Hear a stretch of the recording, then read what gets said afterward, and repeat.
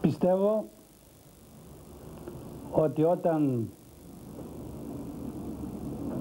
από ραδιοφωνικούς σταθμούς ή από έντυπα αποδίδονται προθέσεις, σκέψεις ή ατομικές επιλογές σε στελέχη του κινήματος και δεν υπάρχει απάντηση δημόσια, ότι υπάρχει ευθύνη.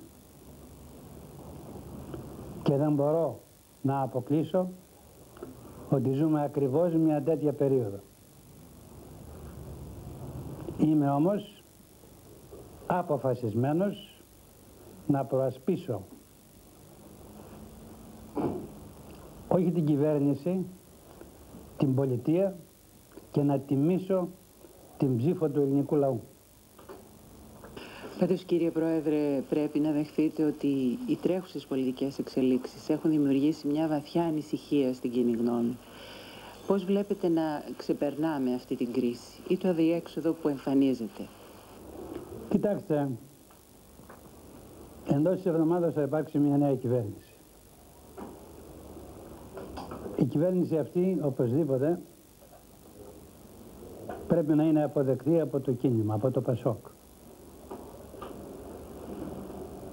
Και να λειτουργήσει με ταχύτερους και ακόμη αποτελεσματικότερους ρυθμούς.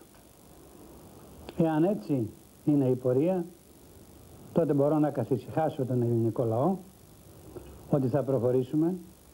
Έχουμε ανοιχτά θέματα, όπως είναι το εκλογικό σύστημα, όπως είναι το θέμα των δάσεων και άλλα σημαντικά θέματα της χώρας, όπως είναι η οικονομική πορεία της και η οικονομική πολιτική που ξεπερνά το 89 και αναφέρεται σε μια επόμενη τετραετία.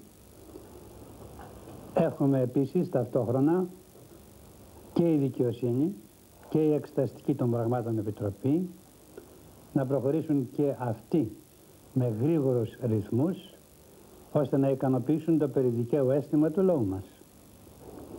Δεν μπορώ να αποκλείσω ότι οι κύκλοι οι οποίοι επιθυμούν αποσταθεροποίηση και ανατροπή της κυβέρνησης μπορεί να λειτουργήσουν. Και τότε βεβαίως ο λαός ο ίδιος με τις δικές του κινητοποιήσεις εκείνος μπορεί να επιφέρει την ηρεμία την οποία ο τόπος τόσο έχει ανάγκη. Το Σύνταγμα εναποθέτει την υπεράσπιση της δημοκρατίας στον ίδιο το λαό. Ακριβώς. Θα ήθελα να σας ρωτήσω το εξής. Αναφερθήκατε στη σκευωρία της υπόθεσης Κοσκοτά. Και σαν στόχο αυτής της σκευωρίας θεωρείται την κυβέρνηση του ΠΑΣΟΚ. Μήπως όμως είναι ευρύτερη η στόχη, είναι η ίδια η δημοκρατία μας?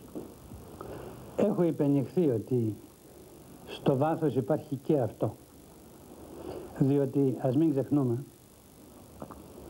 μέσα σε όλα αυτά που διαβάζει κανείς στον τύπο και που πια δεν ξέρει κανείς τι να πιστέψει και τι να μην πιστέψει, πρέπει να ομολογήσω ότι είναι βαθιά μου η απογοήτευση από το επίπεδο γενικά του οκτάστηλου.